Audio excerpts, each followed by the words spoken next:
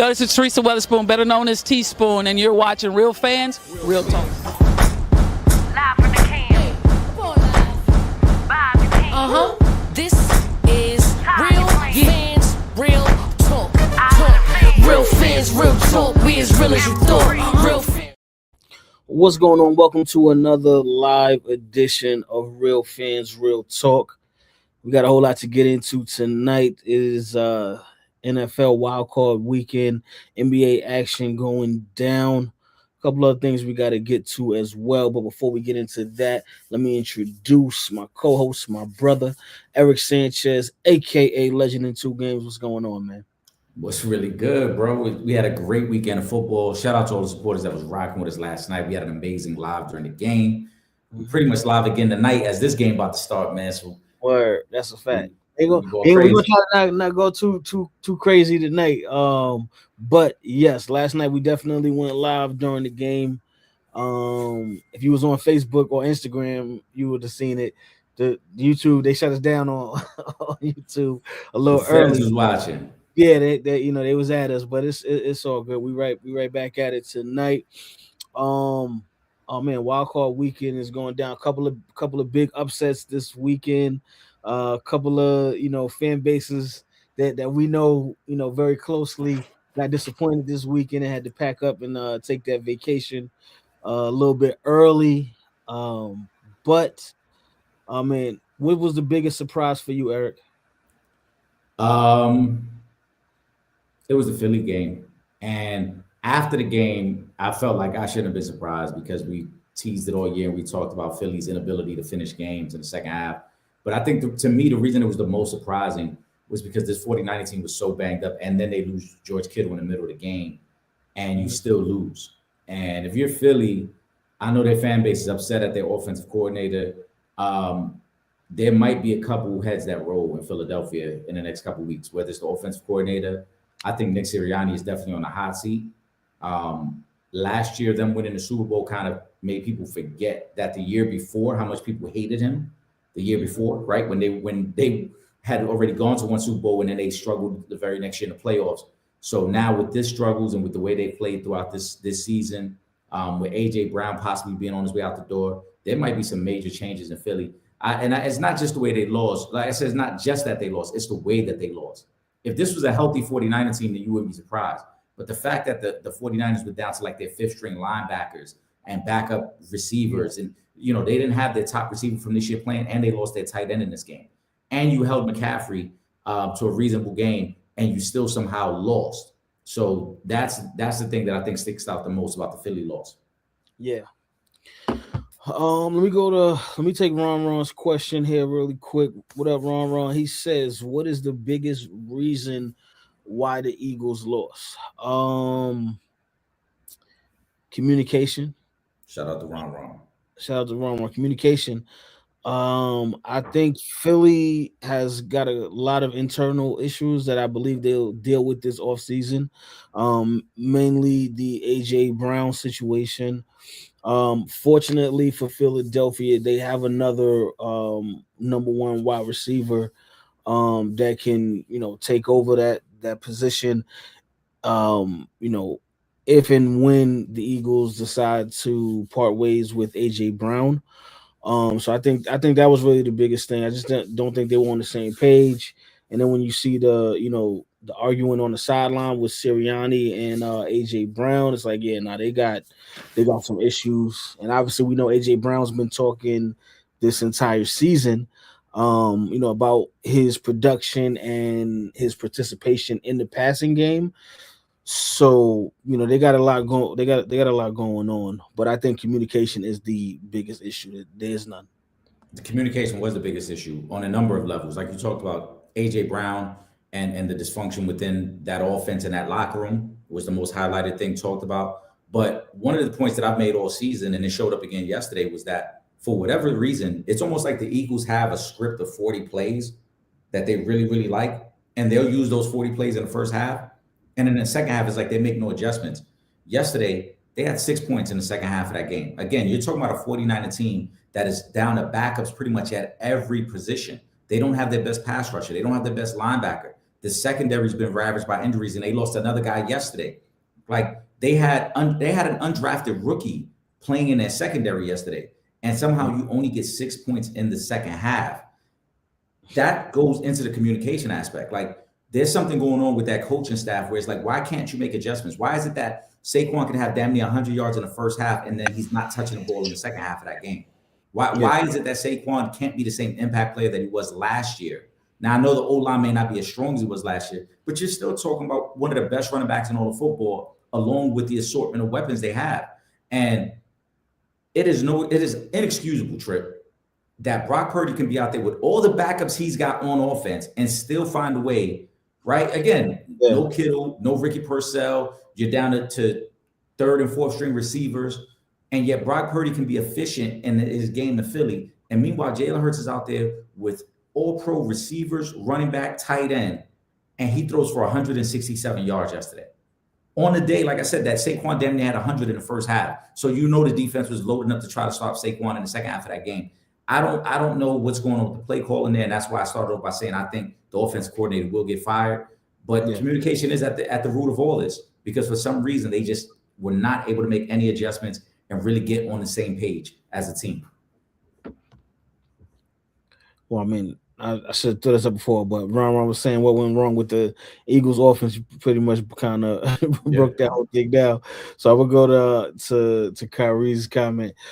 Shout out to Kyrie. He says, "How much blame does AJ Brown deserve for the loss?" I'd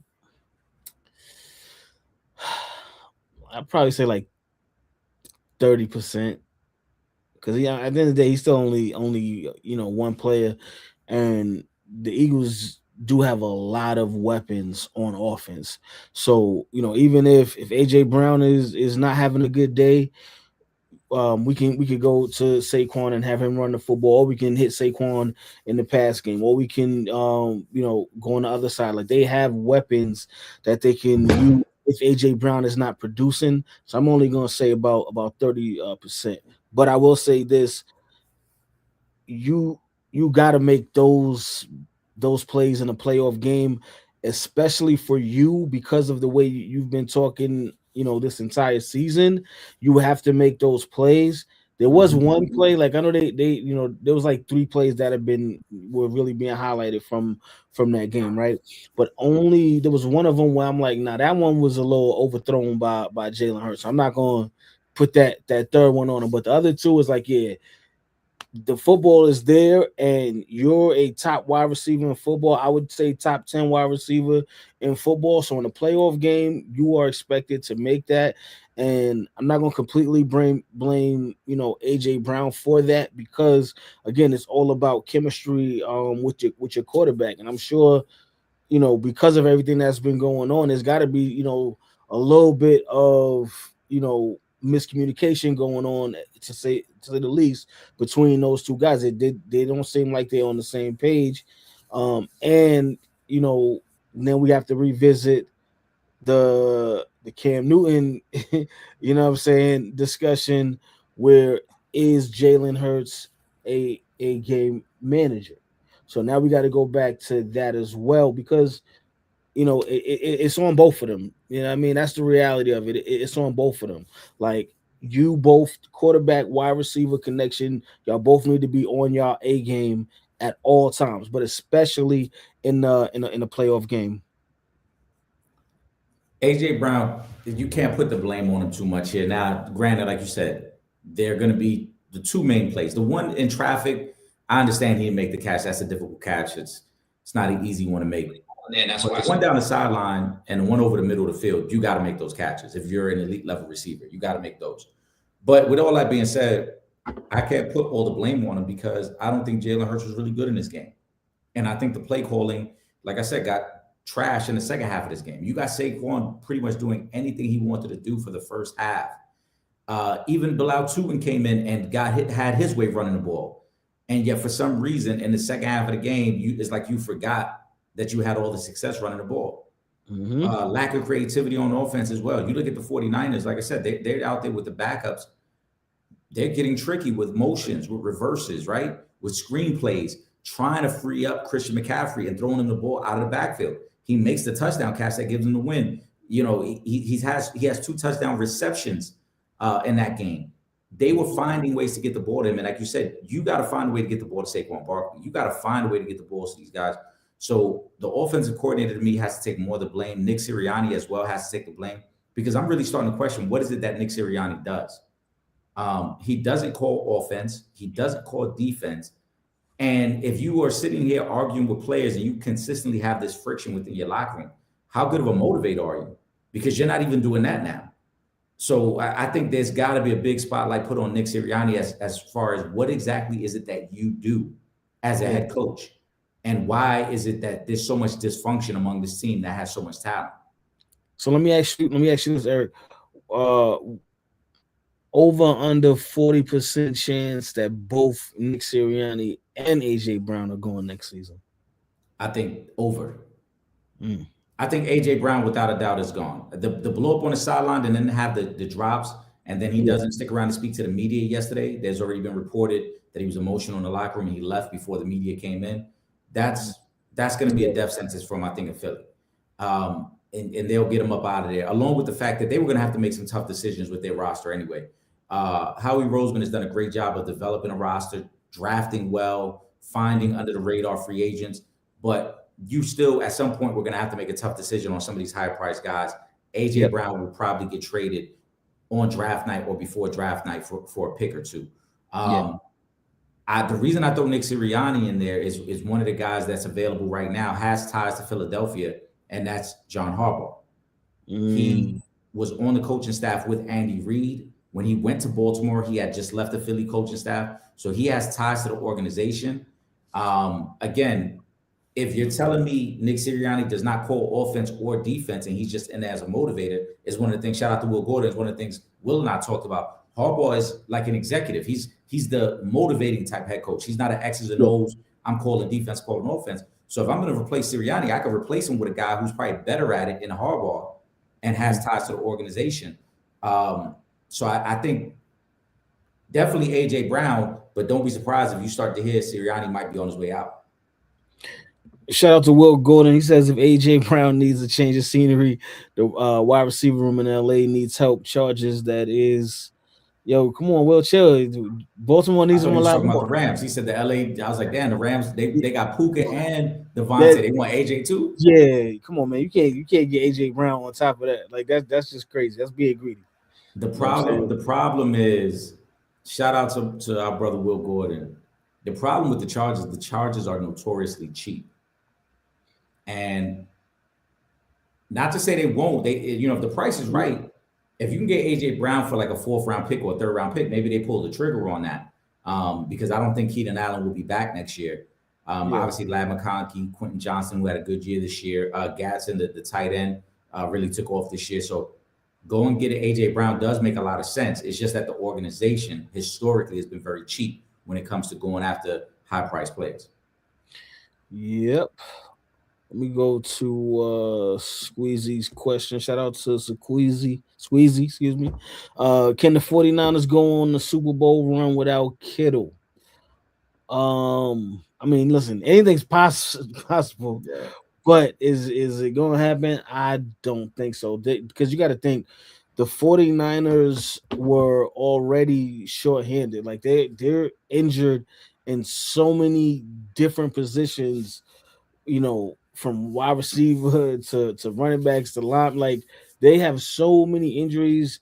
And then you're talking about one of the best tight ends in football, who when you want to talk about security blanket, George Kittle is a security blanket. And he's a big part of that offense, big part of that passing game. Listen, I know Christian McCaffrey is an MVP, and I expect him to step his game up. And you know what? Listen, they got a chance in this game still, because I just think they're a really good team that's well coached, but it's gonna be tough. It's gonna be very difficult, and I don't know about a Super Bowl run.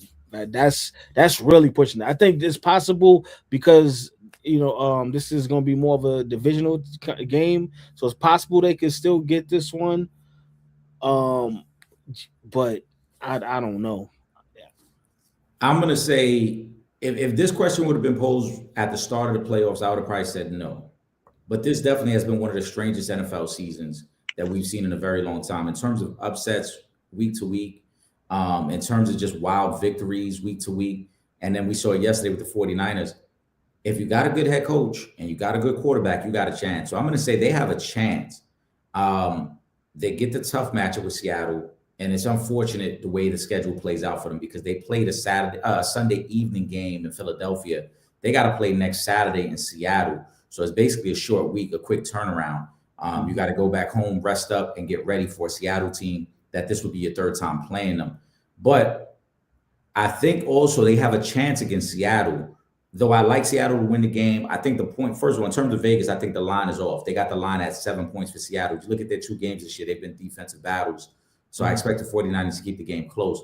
But in both games, the 49ers have held Seattle to only 13 points in each game. The difference was when they played early in the season, Seattle was healthy and they had their guys and they won. When they played in their last meeting, 49ers were a little banged up. They didn't have Trent Williams playing that game. Obviously not the receivers. They couldn't get anything going offensively. But with Kyle Shanahan, and like I said yesterday, it's time that we give Brock Purdy his respect. He's got a lot of big playoff victories in his short career. They have a chance. If they beat Seattle, then things might line up for them. So I think there is a chance. Yeah, that's what I say. Because again, this is another game where these two teams are very familiar with each other, and I don't look at Seattle as like that dominant of a team that they couldn't get caught off guard and take a loss to a very good very good coach team. Mm-hmm. So they got to bring the A game because it's not going to be, a walk in the park. The 49ers not coming there to just, all right, y'all got it. We lost Kittle and now we done. They're not. They coming to play football.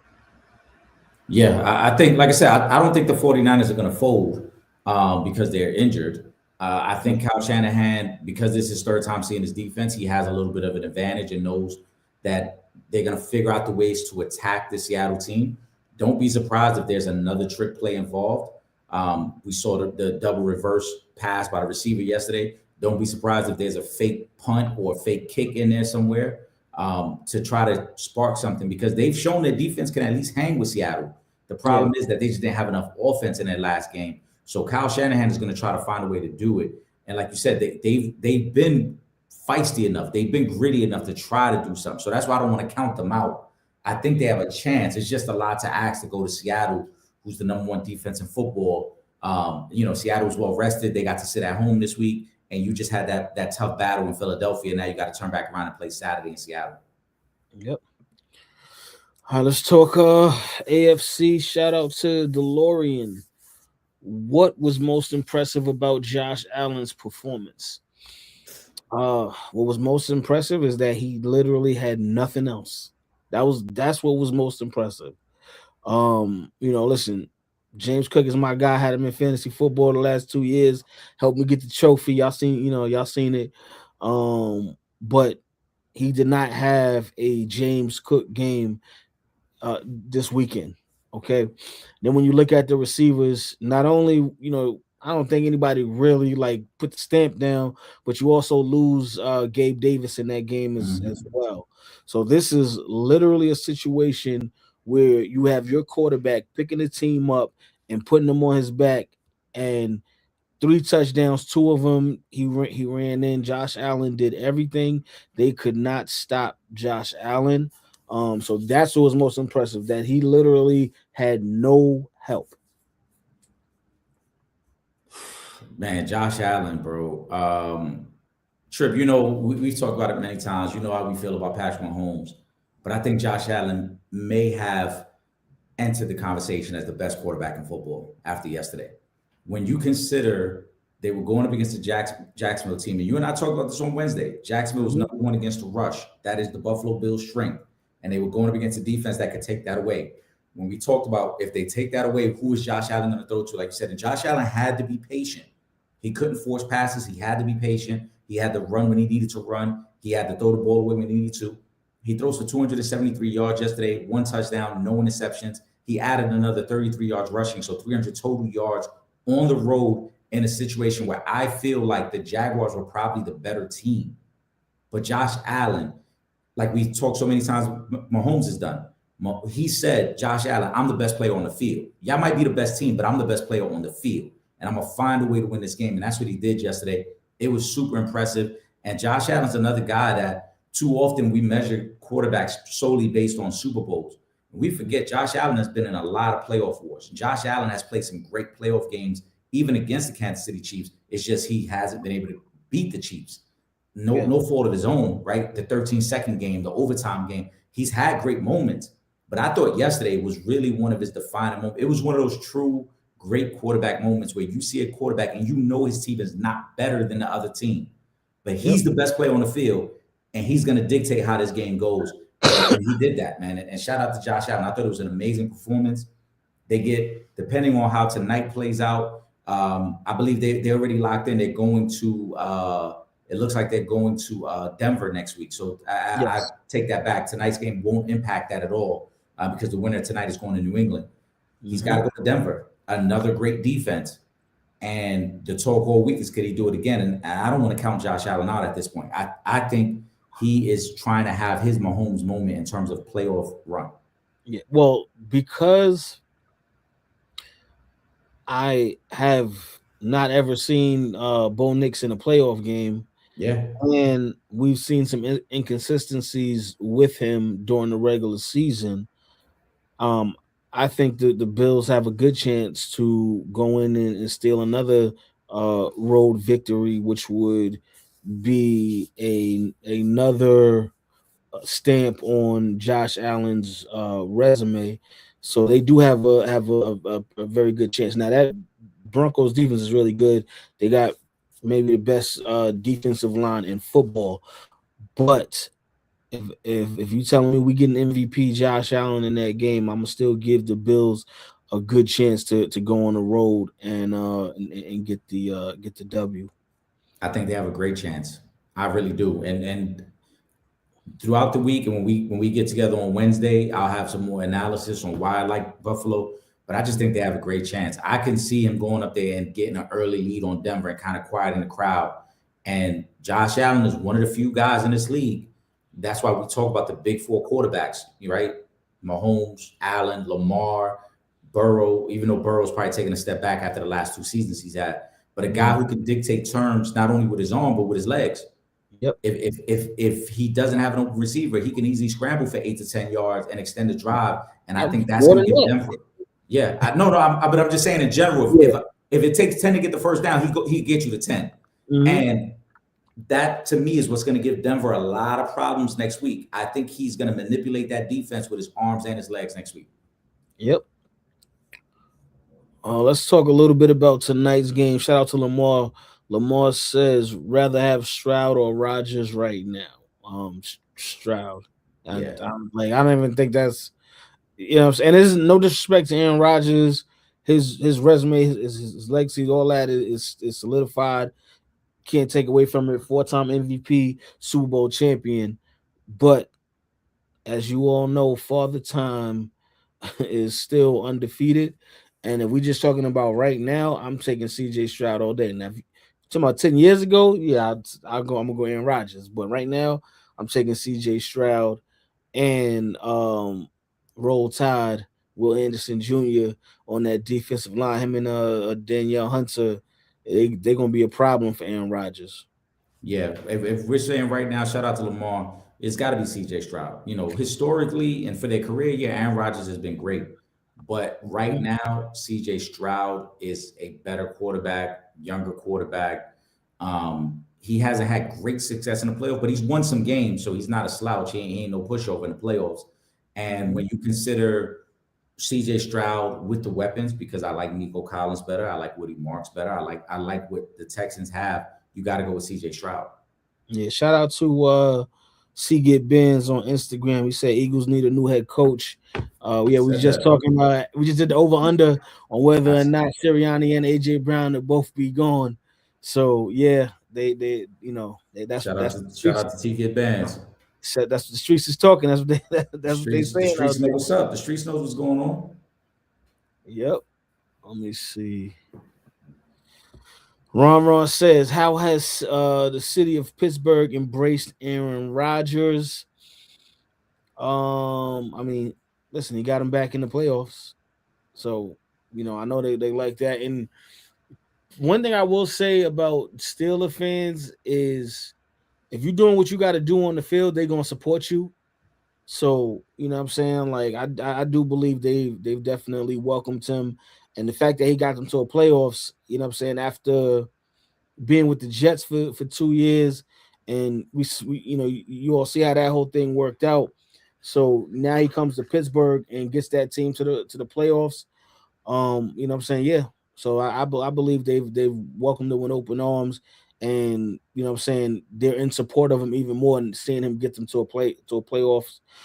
If they can actually win this game tonight, they gonna love him even more.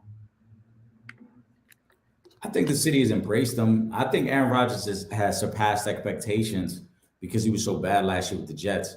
But I think the city has embraced what he's been able to do. And I think also Pittsburgh fans are very knowledgeable. So they know this team as a whole isn't that great. Like Aaron Rodgers has probably elevated them a little bit more than where they really should be. But overall, I think the city has embraced him and they like what he's done so far. Yeah, I agree. Let me go to. Let me see. We got any more? Yeah. Squeezy says, which team had a worse weekend, the Eagles or the Packers? I mean, they both had an equally as bad weekend because they both at home right now. So, you know what I mean? And both teams had the lead late in their game. So, I mean, it's pretty much the same thing. They both took L's. I mean, the Packers, even with the losses that they had, what I'm saying, with Micah Parsons, who really you could it's a significant change in their defense with Right. him on the field and with him off the field. I was surprised that they were still the favorite to win that game. Uh, you Yeah. know, so but they both had a very bad weekend. They all at home right now, kicking themselves, thinking they missed out on the opportunity. The only thing they have in common is that they both got eliminated. In terms of worst weekend, is by far the Eagles. I think if you're the Packers, yeah, you're upset that you lost, you blew a lead. But going into this game, you knew this was going to be tough for you because one, you had just lost the last matchup against the Bears. Two, like you mentioned, no Michael Parsons. You had a couple offensive guys who were coming back off injury because Jordan Love hadn't played the last couple of weeks. Josh Jacobs had been dealing with the leg injury. Christian Watson had been out for a little bit. They had lost a receiver during the game yesterday as well. So for the Packers, yeah, they're more mad that they blew a lead. But going into it, like you said, it was surprising that they were even considered the favorites because of all the injuries they were dealing with and the fact that they had to be on the road. Philly was at home. Philly was at home playing a banged up 49er team that lost their second best offensive player. The Packers were on the road against a division rival that they had just lost to a couple of weeks ago. So I don't even think the two are comparable. Is by far it's the Eagles. You were defending champs at home against a team that was down multiple starters, and you still lost. Yeah. Will says Pittsburgh. He got Pittsburgh by 4 tonight. Who putting in the parlay on that one? Well, Will did send me. He sent me a ticket he put in with Pittsburgh. I told him my exact words. I said, "Fuck Pittsburgh," but I hope you win the parlay. He said, I was just in Pittsburgh over the weekend there, and they are geeked. He showed out against B More, so he's a Yinzer now. Yeah, they rock with him. But see, and that's the thing about it too. See, it's not even just the fact that he got them to the playoffs, but how he got them to the playoffs, and by beating Baltimore to win the division and go to the playoffs, and you did it without DK Metcalf. So Yeah, they definitely gonna give you a lot more respect. Let me see. What are your expectations for Stroud tonight? Um, I think he'll throw for 2 touchdowns, and I don't think he's going to turn over the football. How many touchdowns? 2. I'm glad you said that because I put in a parlay that I got CJ Stroud throwing 2 tonight. Um, I did. Like I said, we got in the lab. We figured some things out. There are 3 player props that I really like for the night. That is one of them. I think he's going to have a solid game. The offense of the Texans is not built for him to be like extraordinary. It's not built for him to be almost like a MVP caliber quarterback. It's meant for him not to be a game manager either, but just make the throws and be efficient because, again, you have this great defense. So as long as you're not turning the ball over, you're fine. But when you look at the numbers, Trip, the raw numbers, in terms of Texans offense versus this Pittsburgh defense, this Texans offense, they got the 14th rated pass offense. They 13 in points per game. You look at the Steelers defense, they're 29th against the pass, Trip. They don't stop the pass at all. And it's a little surprising because they have those 2 great pass rushers in Hayward and Watt, but their secondary really doesn't stop anything. And that's one of the reasons they moved Jalen Ramsey to safety to try to help out, especially in the slot where they can move him around. They struggle. Don't be surprised if Nico Collins gets a big shot in this game at some point. I do expect, like you said, CJ Stroud to throw 2 touchdowns. I think CJ will have a good game. I would say 2 touchdowns, and he'll probably throw for about 240 yards in this game. He won't need to throw for more than 240 unless they're down in the second half, which, if we want to get into that prediction, the only way Pittsburgh can win this game is if their defense creates early turnovers. That's the only way. Again, the raw numbers, there's no way Pittsburgh matches up with this Texans defense unless their own defense can get a couple turnovers and they get a short field. In terms of point differential during the regular season, Trip, Pittsburgh was only a +10. It's the second worst among playoff teams. Only Carolina was worse than that. The Texans were +109. That's 6th best amongst playoff teams. In terms of the Steelers' offense versus this defense, Steelers, the 24th ranked total offense, 21st pass offense, 26th rush offense. That's crazy. And they were 15th in the league in terms of points per game at 23 and at 23.5. On the flip side, you're talking about the Texans' #1 total defense, 6th against the pass, 4th against the rush, 2nd in points allowed per game at 17.4. That 17.4, if you look it up as well, I believe that's them and Denver, who were 1 and 2. Them and Seattle, who were 1 and 2 in terms of points allowed. That's the lowest that the league has seen since 2009. So we're talking about a historically great defense going up against a very below average offense. The only way the Steelers can win this game, their defense is going to have to create turnovers and give them a short field. Well said. The line was moved a whole point in the last hour from 3.5 to 2.5. I saw that, and I actually took the Texans on a straight up bet with their 2.5 because I think a lot of people are buying into the fact that Pittsburgh historically has been great on Monday night. Tomlin has a great record on Monday night, but as I said yesterday, the part that's being left out is that Tomlin hasn't won a playoff game in over 10 years.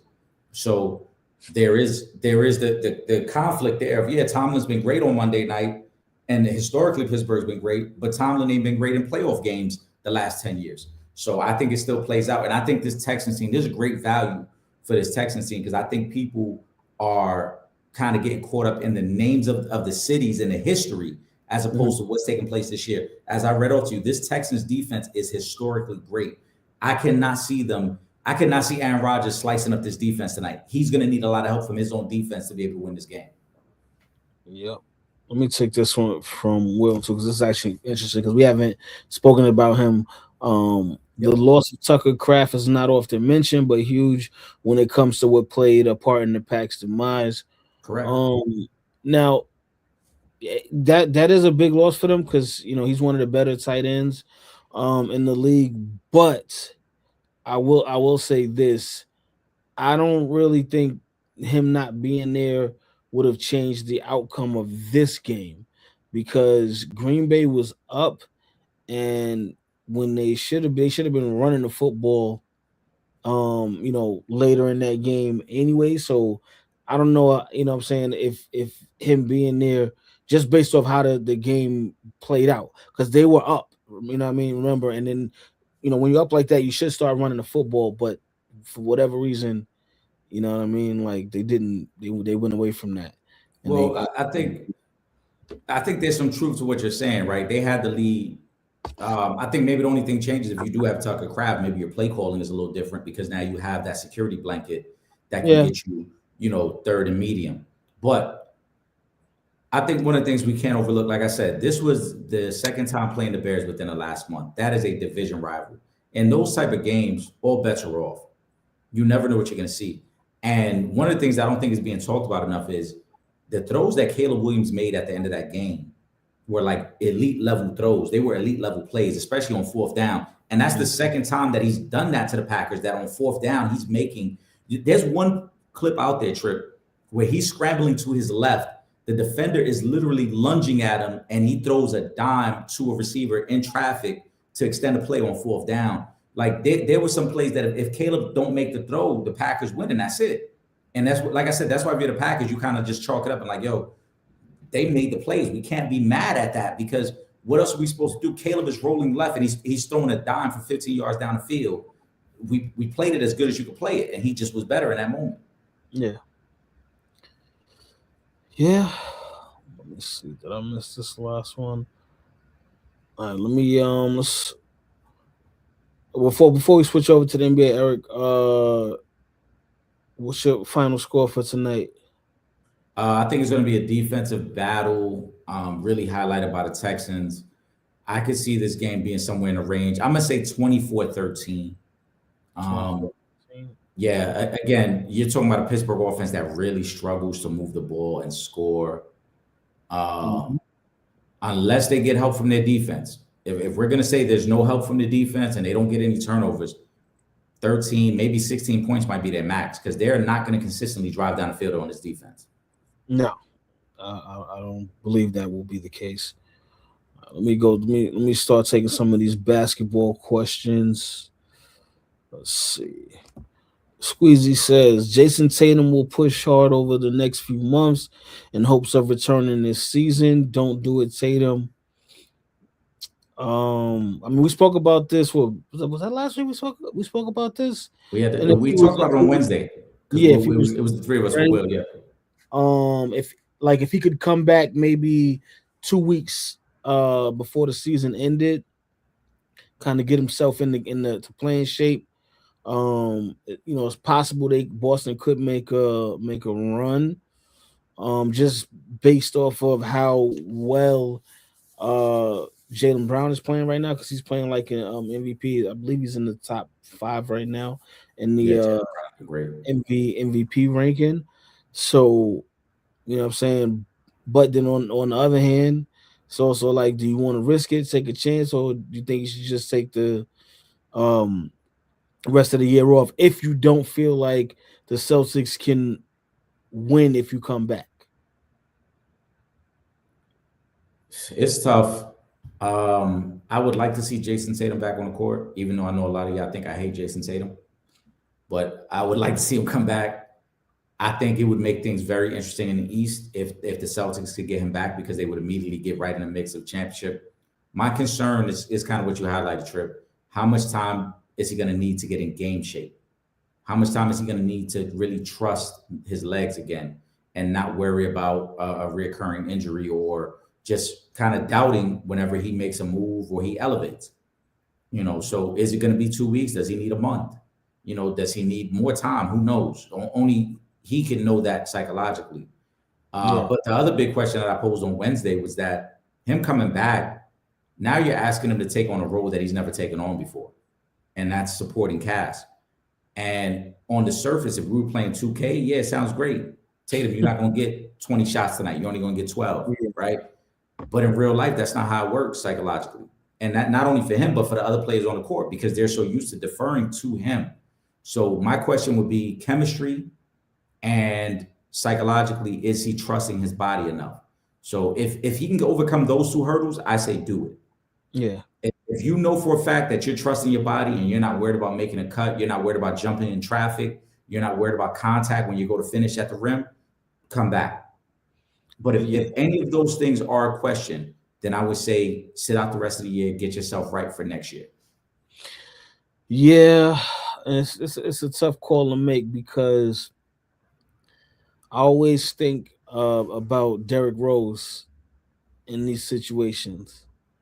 And when he came back, and then boom, just like that, he's back out again. So I think you always got to think about that. If you're coming back too soon and you put too much pressure on yourself, and what I'm saying, because there's always a chance that you could, what I'm saying, re-injure yourself because you're trying to be so careful to not Right. re-injure yourself. You still wind up re-injuring yourself.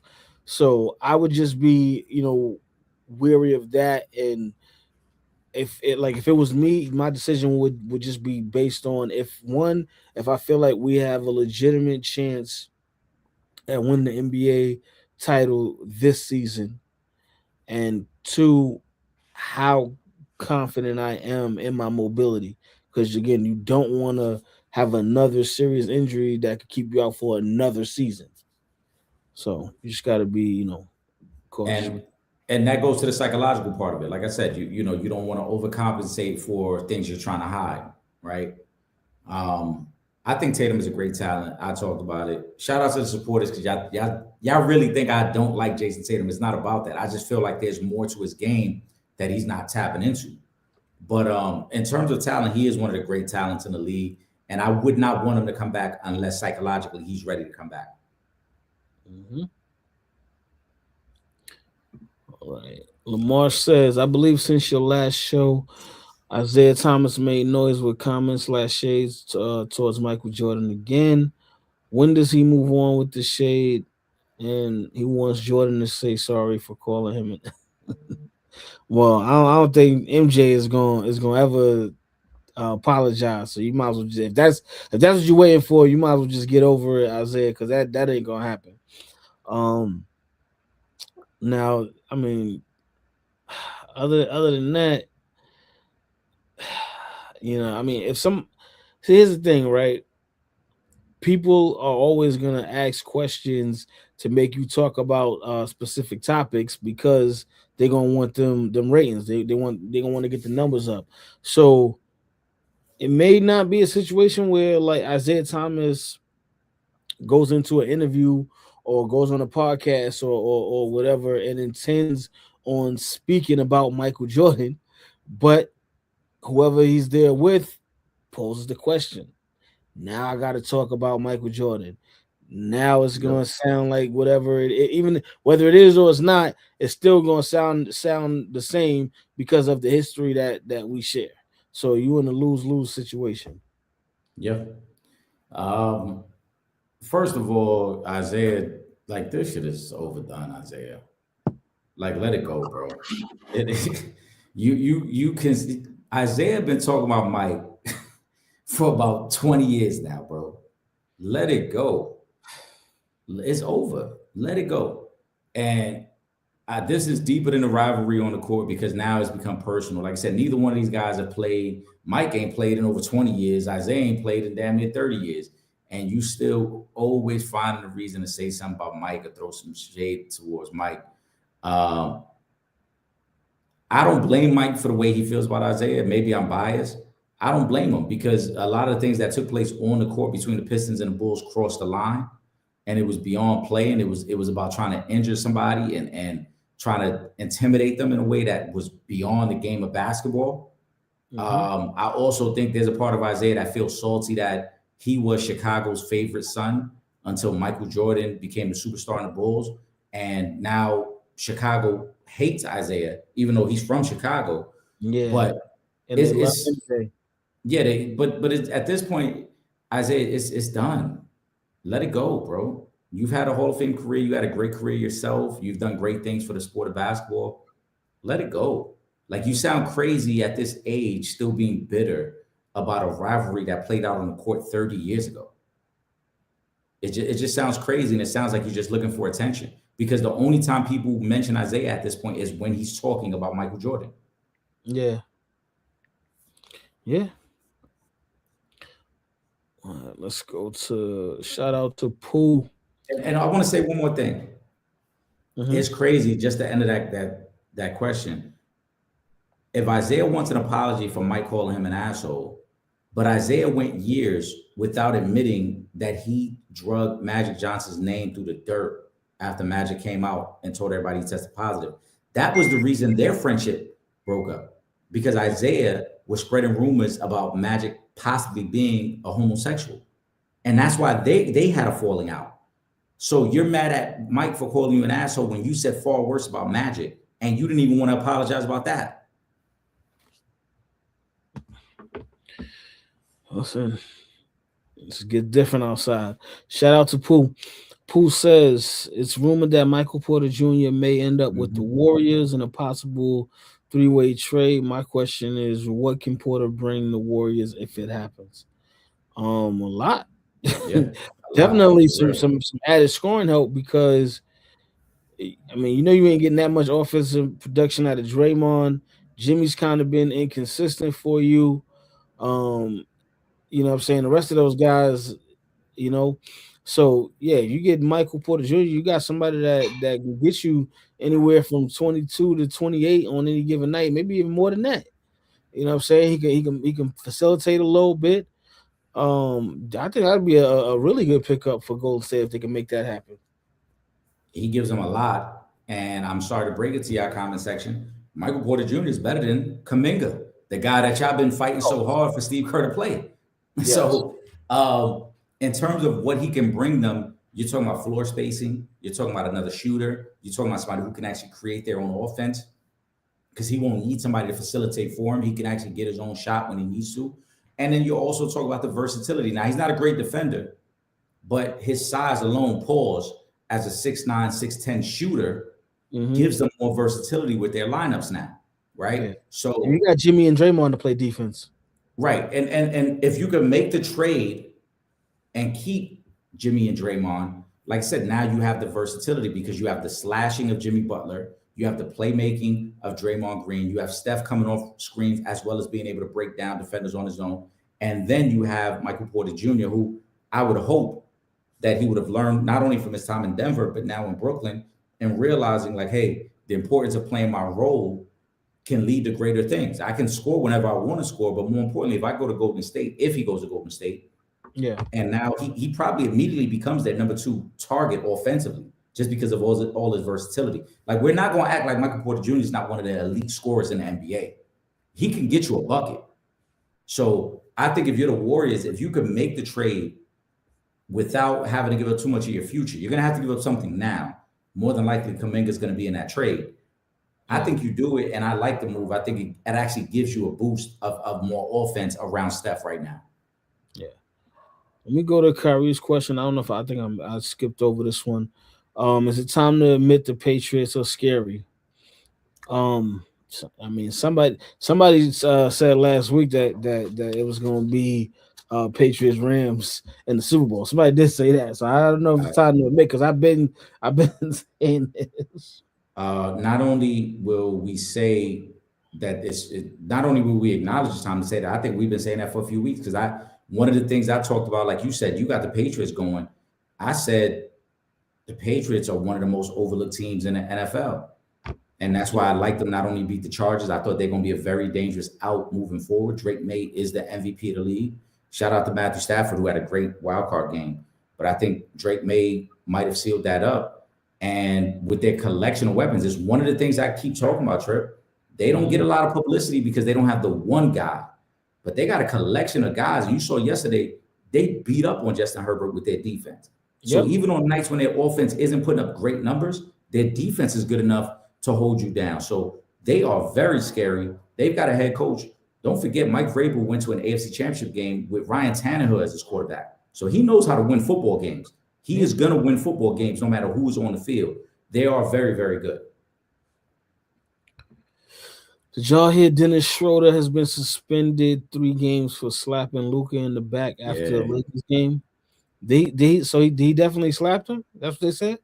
I don't think he got to slap him, but there is reports that he waited for him. I know that part of it. Yeah, he waited for him in the tunnel, and they had to be separated. I did not hear a confirmation that there was any actual like a fight broke out. It was more so that just like NBA security had to get involved.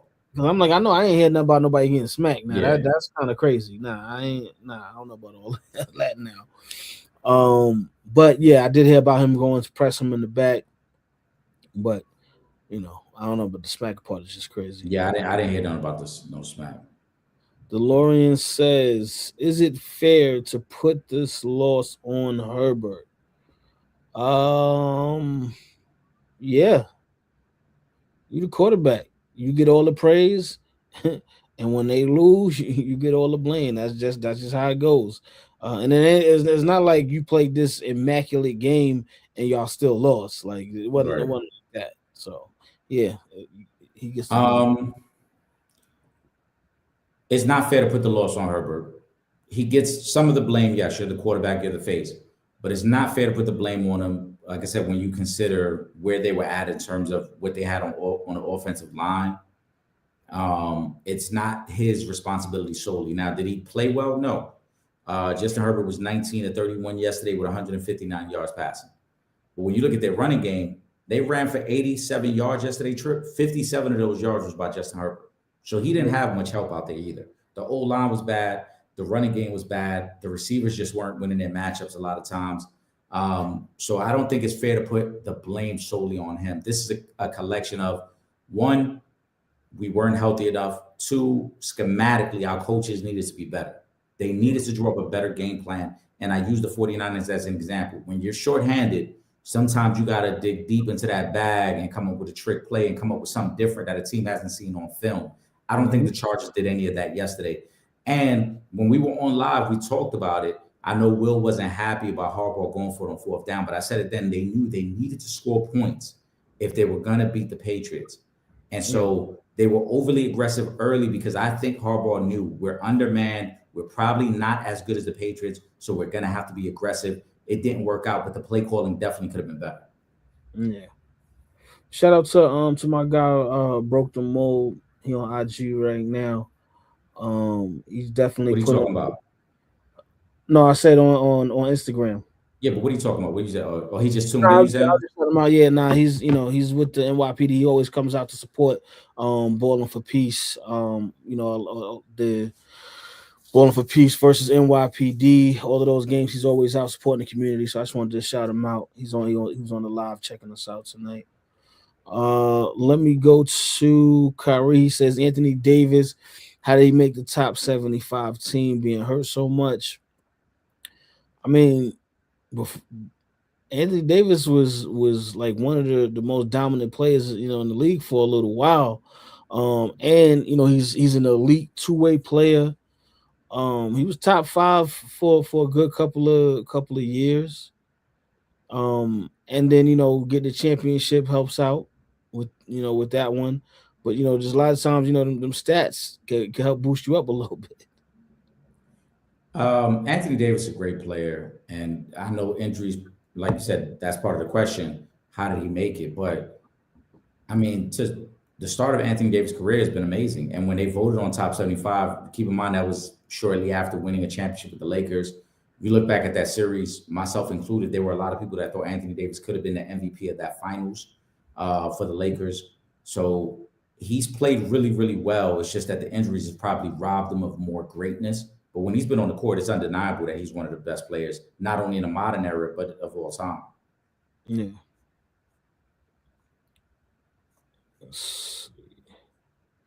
Shout out to Hoop Central. He says, do you all think John Morant or Jaren Jackson Jr. will be traded by Memphis?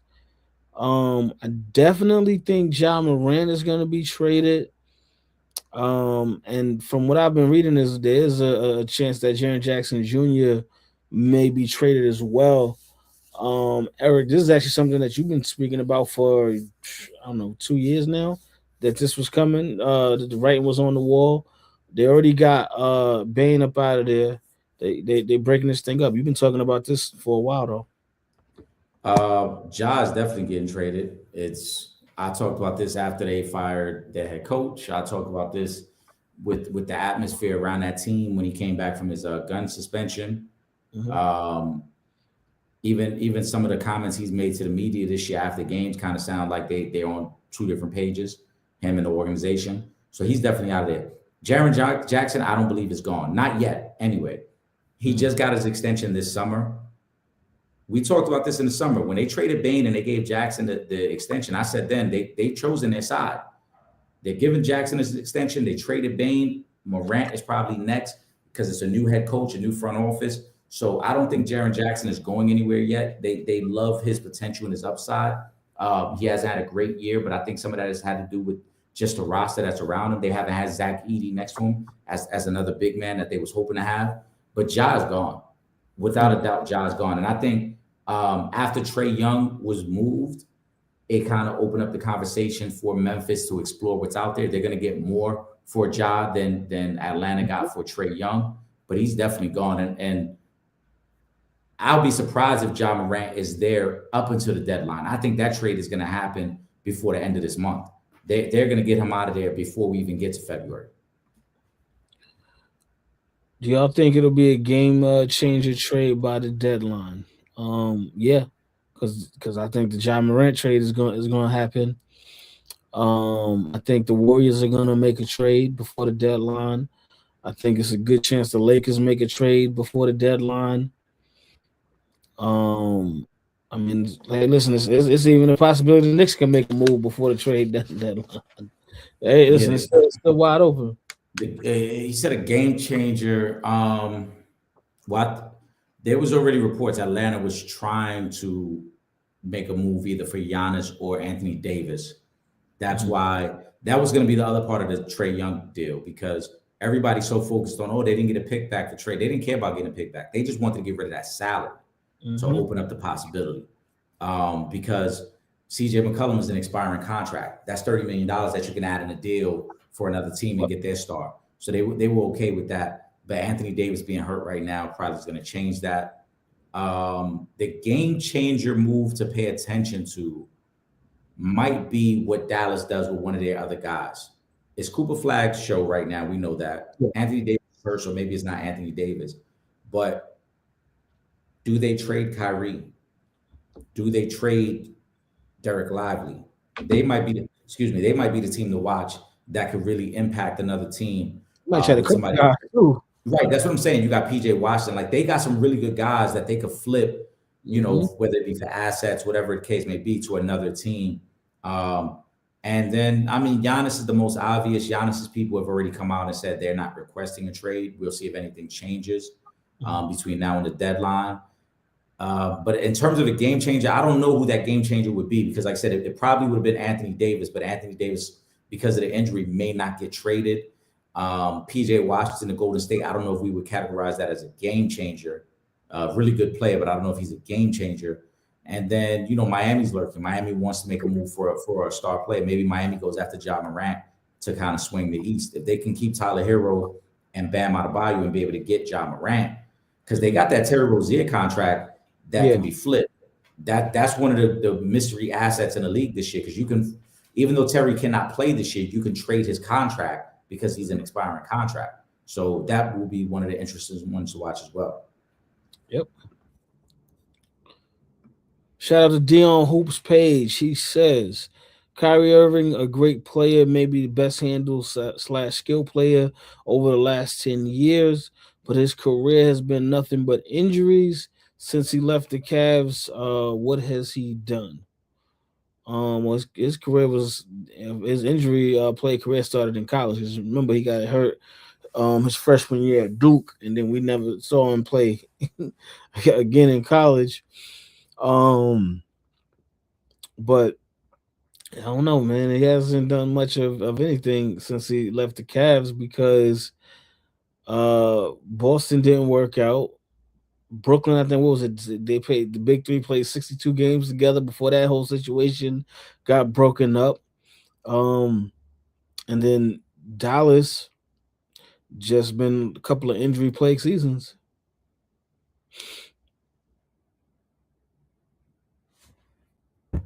It is one of the great what ifs for Kyrie, because we know the talent is so phenomenal. But yeah, I mean, it's one of the things that we always talked about, Trip, and I always said it when he was in Brooklyn. That's why I never understood like everybody's infatuation with him in Brooklyn. It's like when he went to Boston, it didn't work out, and his couple years in Brooklyn, it didn't work out. And his year in Dallas, the only year that it really did work out is when it was him and Luka kind of on the same page for 1 year. Other than that, it hasn't been great for Kyrie since he's left the Cavs. But we got to say this. So shout out to Dion Hoopte first and foremost, but this is the story of a lot of great players. There's a lot of great talents that make the league, and just sometimes that doesn't mean you're going to be great. You may be a great individual talent. That doesn't mean your career is going to be great. So I think Kyrie kind of falls in that category. Great individual talent, but when we talk about him 20 years from now, it'll be the same way we look at a lot of these guys' YouTube clips where it's like, yo, that dude was nice, bro, but that's it. That's how we view him. He was just nice. Now, let me ask you this. Is Carmelo Anthony in that category? I think to a certain extent, yeah. And I love Melo. Melo's one of my favorite players, but in terms of the totality of the resume, we're talking about a guy who's never was past the second round of the playoffs, right? One time he was past the second round of playoffs when he went to a Western Conference Finals. It's unfair to him, but it is also the way we judge people. You look at the rest of his draft class, right? LeBron went to all the finals. Wade went to finals. Bosh went to finals. They was all together though. I know, but unfairly, that's what happens. We compare you to your draft class. We do that with every sport. We compare you to the other guys that came in the league around your time, and we say, all right, well, what are your accomplishments in comparison to those guys? Those guys were playing in finals, and remember, D Wade did it before he got LeBron on his team. You know what I'm saying? So that's true. So it's tough. I think, again, Melo's one of my favorites, not only because he played in New York. I love Melo coming out of Syracuse. I think a lot of people do not appreciate how great Melo was in Denver before he even came to the Knicks. The Knicks didn't do the best job of putting a team around him. We know that. But the resume is the resume, bro. There was a lot of missed playoffs. There was a lot of first-round exits, and it was a lot of great individual stats. But as a team leader, collectively, it wasn't good. Let me take this last football question from Will, and we're going to get ready to watch this Monday night wild card game. Will says, all of our teams are now couch surfing. What one or two things do your respective teams need to bounce back in 2026? My Bolts just need our all-pro O-linemen to come back and add a threat on the outside. So the two things that the Ravens, well, I'm going to say three things, actually. They need a legit number one wide receiver. They need the right head coach, and they need to fill out that defense. Why did you start with the Ravens? Because we was talking about them earlier. You're a Giant fan, Trip. All right, but the Giants. What do the Giants need? I don't have. He said only two things. I don't have enough time to mention everything the Giants need. Jeez, you happy now? Are you happy? I'm not happy, Trip, because you're a Giants fan. Come on, man. Don't get me wrong. I respect your love for the Ravens, but you're a Giant fan first and foremost. Who would you rather see win? If you had a choice, if before the season somebody said to you, one of your teams can win, who are you choosing? Are you picking the Giants or are you picking the Ravens to win it all? Which one do you prefer to see? Right now, I would pick the Ravens because I want Lamar to get a ring. All right. That says it all. Now, as far as the Giants go, though, I mean, they need a head coach too. So they need. Jeez, I don't have all day for this, Eric. Giants need a head coach. They need an offensive line. They need some new linebackers, cornerbacks, another defensive tackle to help out Dexter Lawrence. They need another wide receiver. I think a third tight end is all right. I think he can, he'll get better. But yeah, how many things was that? Did I pass two already? You said like three right there. Okay, well there you go, right there. That's what the Giants need. Yeah, this Monday night game is about to start. I don't know who Norrell Simpson is, but I'm going to be paying attention. I'm just going to say that, Trip. If you see the national anthem being played right now, I'm looking at it. You know what? I don't know who that is. Yeah, so you almost got me caught up just now, Eric. I'm just saying. Mike Tomlin got that. Mike Tomlin got that look in his eye when he looked. You got that look in his eye, though. I ain't. Yo, that's crazy. But I will say this for my Colts. The Colts, we're gonna sign Daniel Jones probably to a 2-year deal, maybe a 3-year deal. He played really well for us. Unfortunately, he gets injured. We don't have a first-round pick because that was part of the Sauce Gardner trade. So We're going to lock down Daniel Jones for at least 2 years and see how that plays out. I love our weapons on offense. I love our offensive line. Again, when we were healthy, we were 8-2. We showed that we were a pretty good team. What we really need more than anything is an elite level pass rusher. We need a guy who can consistently get to the quarterback. And if we get that, then all the pieces come into play, because we spent a lot of money last year in our secondary, rightfully so. We have Zaire Franklin, who has had 3 straight years of 100+ tackles from the linebacker position. So we've got our guy there. But we need that guy who we can pencil in every year for 12 to 14 sacks. We need that elite level. Latu has not gotten to that point yet. He'll be going into year 3, and maybe they think next year will be his year. But that's what the Colts need more than anything. We got to be healthy, similar to what Will was talking about with the Chargers. But we need that game changer. We need that guy that we know every week can get to the quarterback. Because if we get that, then our secondary can do the things that they were doing last year when we were fully healthy. That's my main thing. All right, Eric, give us a final thought, man. Shout out to the supporters as always. We love and appreciate you guys. Hope your new year is off to a great start. Lock in with us on Wednesday, 7:30 p.m. Trip Young, Will Gordon, and myself. We're going to be giving you the picks for the divisional round. We're going to be talking a lot of shit about whatever took place tonight and the next couple of days. We're going to do a deep dive investigation on Norrell Simpson. We're going to figure out who that is as well. and yeah, man, just keep rocking with us and tune in with us all Wednesday night, man. Facts.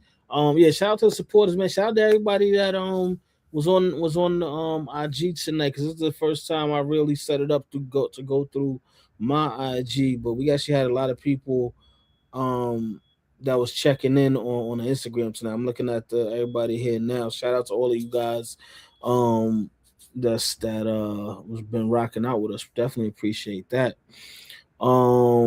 Yeah, man, listen, man, I'm excited as well. I'm gonna get this game in tonight, man. I only got a few more weeks of parlays, because I only do my gambling during football season. After that, then I hang it up for the rest of the year. So you know what I'm saying, I'm gonna enjoy this next couple of weeks, get ready for this Super Bowl. My team ain't in it, but it is what it is. We still got to enjoy the rest of football season while we got it here.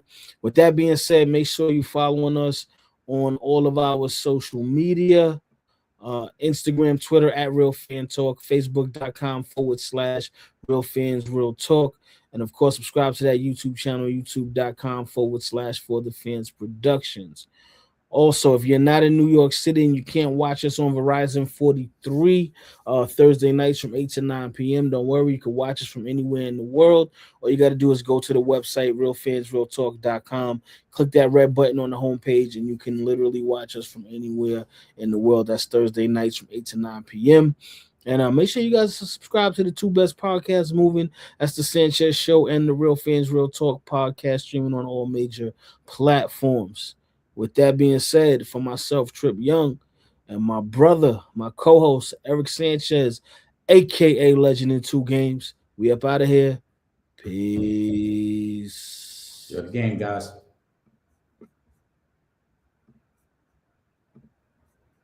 This is Deion Grant from the New York Giants, Super Bowl champ, and you're watching Real Fans Real Talk. Live from the can. Vibe the can. This is Real Fans Real Talk. Real Fans Real Talk. We as real as you thought. Real